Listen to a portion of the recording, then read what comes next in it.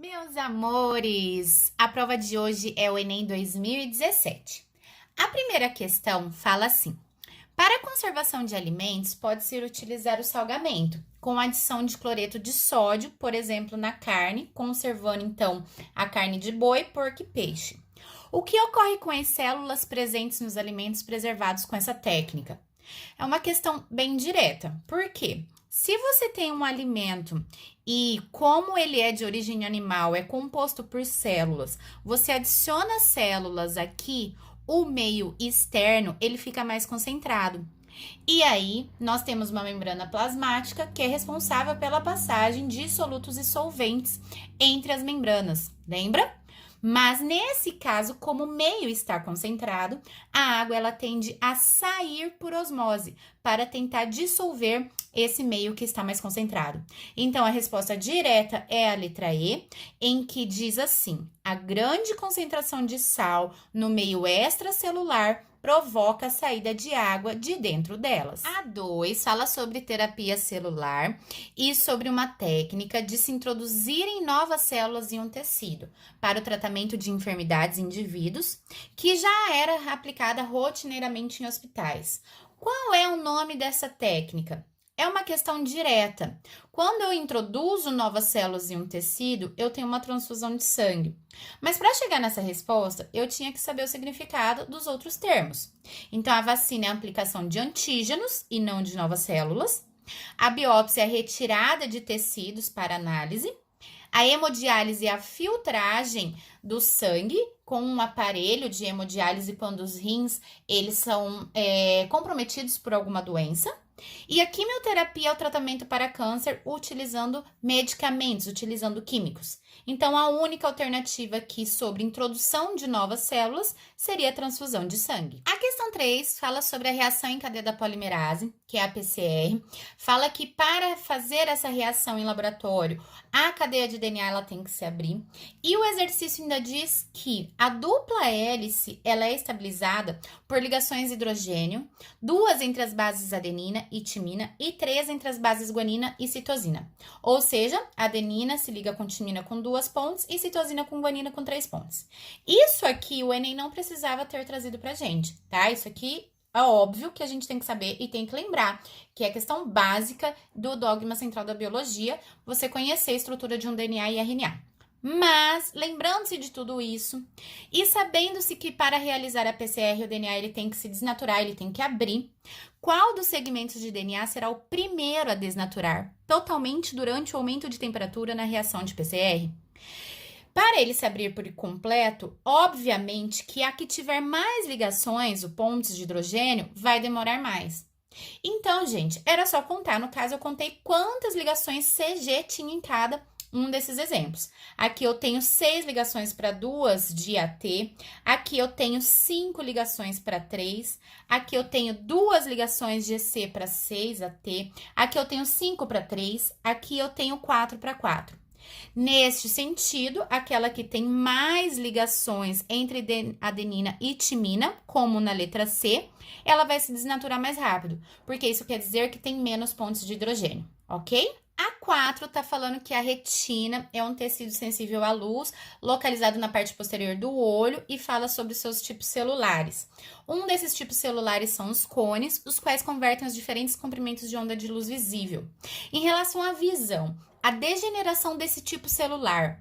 Gente, macete, cones são responsáveis por cores e bastonetes são responsáveis por formas. Então, essa resposta também era direta. Se eu degenerar os cones, eu vou comprometer a minha visão em cores. Resposta letra A, comprometimento da capacidade de visão em cores. Questão 5, mais uma falando sobre ciclo do nitrogênio. Fala que na agricultura pós-guerra, tivemos excedentes de nitrato de amônio por causa da quantidade de explosivos.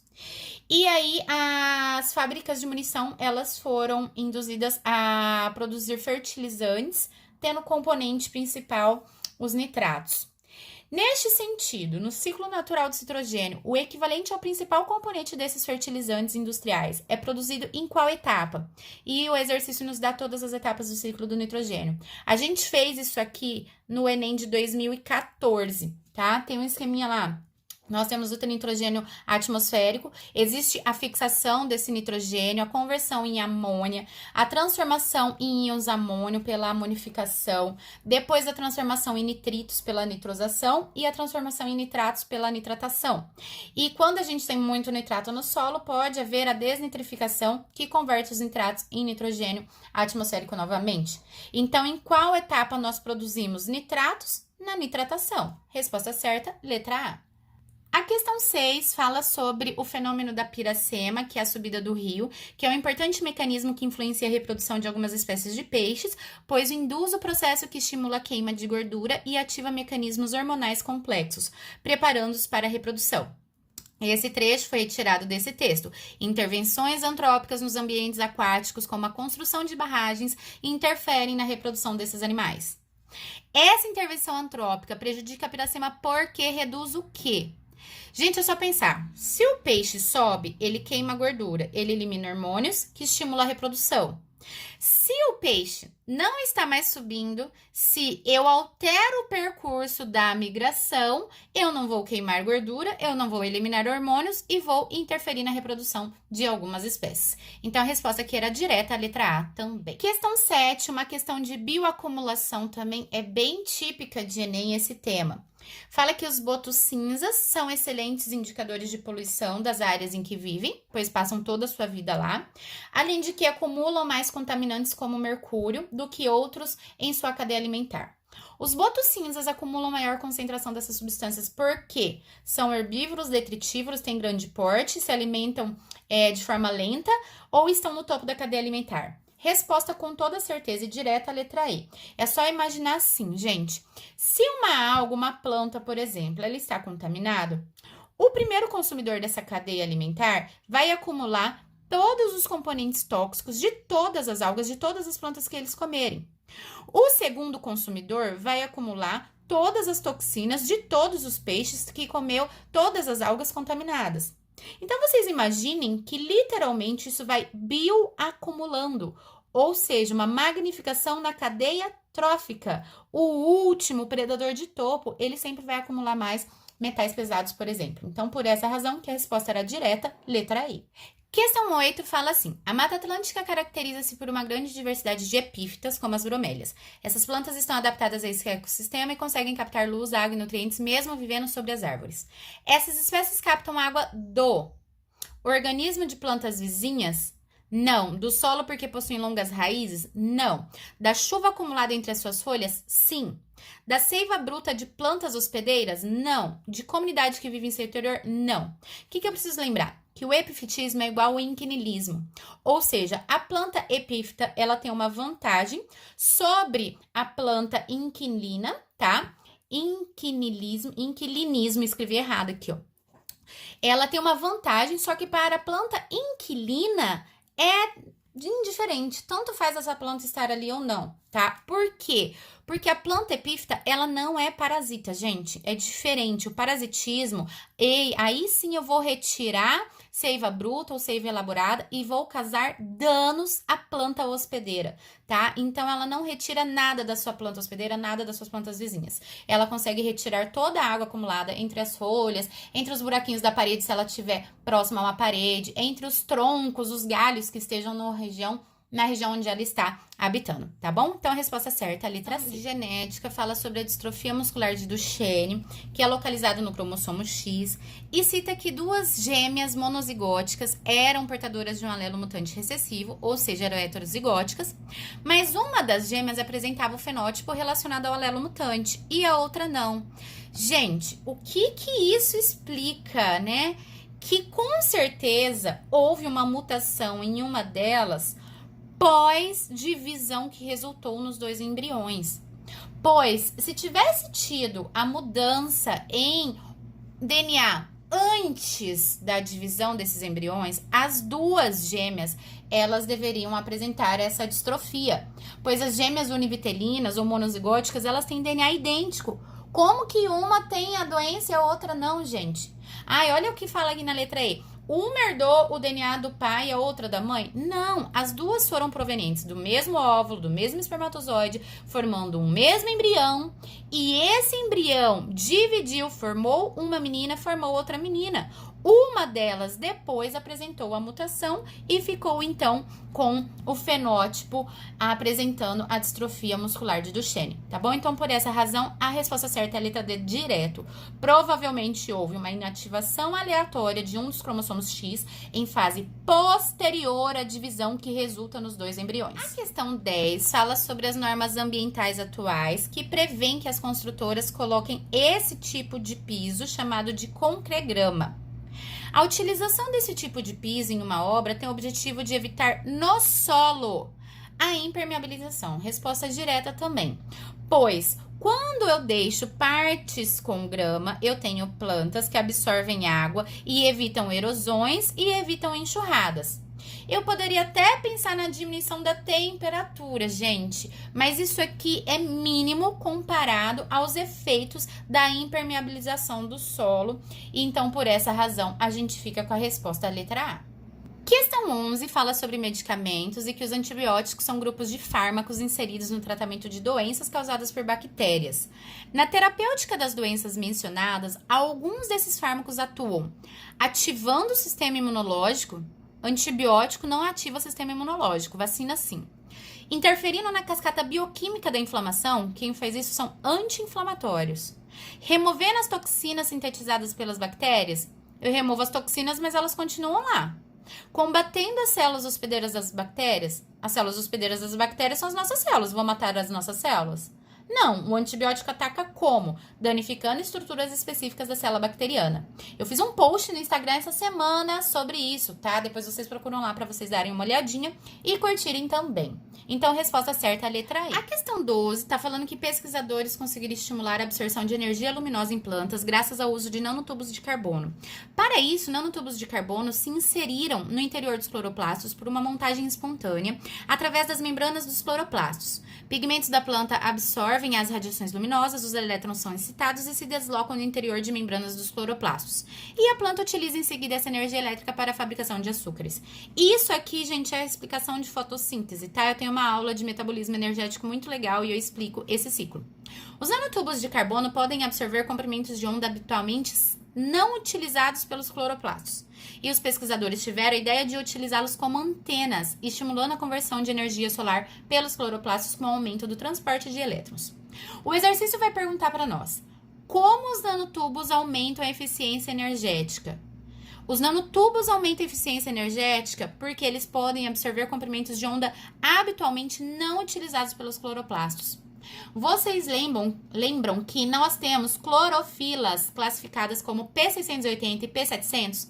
Que isso aqui é de acordo com a capacidade da radiação luminosa que cada complexo antena tem de absorver os fótons. Então, o exercício deixou claro que os pesquisadores conseguiram desenvolver esses nanotubos de carbono que conseguem absorver comprimentos de onda diferentes de 680 e 700. E é por essa razão que a resposta é a letra B, resposta direta. O aumento da eficiência fotossintética se dá porque os nanotubos conseguem fazer a absorção de fótons com comprimentos de ondas diferentes. A questão 13 traz um experimento que comprova algumas propriedades da membrana plasmática. Mostra pra gente que havia uma célula de camundongo e células humanas, mostrando essas proteínas de membranas das duas células. Os pesquisadores fizeram uma fusão destas células. Num primeiro momento, é possível observar essas proteínas, acopladas de forma separadas nessa célula híbrida. Mas, a partir do momento que eles colocam anticorpos, tanto para as células do camundongo, como anticorpos específicos para a célula humana, e esses anticorpos, eles têm a capacidade, então, de fluorescência de cores diferentes para a gente conseguir marcá-los e visualizá-los ao microscópio. Eles visualizaram que após um tempo, ou seja, após a etapa 3 para a etapa 4, uns 40 minutos, essas proteínas, elas ficaram misturadas. Elas não ficavam mais todas separadinhas como num primeiro momento. Isso mostra pra gente a fluidez da membrana plasmática, gente. É o que nós falamos que as membranas são chamadas de mosaico fluido, lembra? E é justamente isso que o exercício está perguntando para nós. A mudança observada da etapa 3 para a etapa 4 do experimento, ela ocorre porque as proteínas permanecem confinadas? São mobilizadas? São bloqueadas? Deslocam fosfolipídios? Não. As proteínas movimentam-se livremente no plano da bicamada lipídica. É essa a ideia defendida pelos pesquisadores quando chamaram a nossa membrana plasmática de mosaico fluido. Então, resposta certa, a letra A. Questão 14, uma questão sobre classificação biológica. Diz que antigamente o Whittaker, ele propôs o modelo de classificação nos 5 reinos, mas o modelo mais atual, de Ruse e colaboradores, com base na comparação das sequências que codificam o RNA ribossômico, estabeleceram relações de ancestralidade entre os grupos e concluíram que os procariotos do reino Monera não eram um grupo coeso. Ou seja, o grupo Monera foi subdividido em 2 domínios, o domínio arqueia e o domínio bactério. Só para lembrar, isso aconteceu porque eles viram que a parede celular dos arqueios eram sem peptidoglicanos e das eubactérias continham peptidoglicano e mais o RNA e DNA era mais parecido com eucariontes das arqueobactérias, do que das eubactérias. E é por essa razão que eles dividiram esses grupos. Sendo assim, a diferença básica nas classificações citadas é que a mais recente se baseia fundamentalmente em quê? Em análises filogenéticas, gente, em relações filogenéticas. A resposta é direta, a letra C. A partir do momento que eu analiso a estrutura de DNA e RNA e monto clados e vejo a relação evolutiva entre esses seres vivos, eu tô falando em análise filogenética. É isso que a gente faz quando construímos um cladograma, que a gente estuda bastante e cai bastante nas provas do Enem. Por essa razão, a resposta certa é a letra C. E para finalizar, a questão 15 diz assim, que pesquisadores criaram um tipo de plaqueta artificial para agilizar o processo de coagulação. Qual doença cujos pacientes teriam melhora de seu estado de saúde com o uso desse material? Ou seja, qual doença causa hemorragia? Aí eu tinha que lembrar um pouquinho da história de cada doença dessas. Lembrar que a filariose, ela ataca os vasos linfáticos, que a hemofilia causa hemorragia, que a aterosclerose são placas de gorduras acumuladas dentro dos vasos sanguíneos, que Chagas tem febre, inchaço e problemas no coração, e que a síndrome da imunodeficiência adquirida é a AIDS, que ataca principalmente a imunidade das pessoas que adquirem essa doença. Então, a resposta direta era a letra B, e assim eu termino mais uma prova. Desejo para vocês bons estudos, deixem seus comentários, indiquem para os seus alunos, curtam o canal, ativem as notificações e até mais!